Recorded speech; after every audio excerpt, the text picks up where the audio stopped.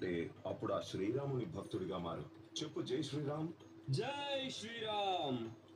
నీకు తెలుసా, నా ప్రభు శ్రీరాముడి నామంలో ఎంత శక్తి ఉందంటే ఆ నామాన్ని నిరంతరం జపిస్తే ఆ వ్యక్తికి అత్యంత శక్తి లభిస్తుంది.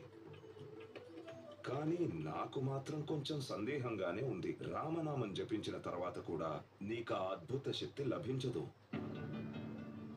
ఎందుకు మీరు అలా ఎందుకంటున్నారు? ఏ వ్యక్తి అయితే తన తండ్రి మీద శ్రద్ధ చూపించడో, అలాగే నాలాంటి ఒక అపరిచితుడి ముందు తన తండ్రిని నిందిస్తాడో అతనికి ఎప్పటికీ ఎలాంటి శక్తి లభించబోదు. ఏ పురుషుడైతే తమ తండ్రి పట్ల ఆధార భావాన్ని కలిగి ఉండడో ఈ సృష్టిలోని ఏ సిద్ధి కూడా అతనికి ప్రాప్తించదు. కానీ శ్రీహనుమ, మా నాన్నగారు ఆదరణ చూపించడానికి యోగ్యులే కాదు. మరి నేనెందుకని అతని పట్ల భక్తి చూపించాలి? కానీ మీరైతే శ్రీరాముని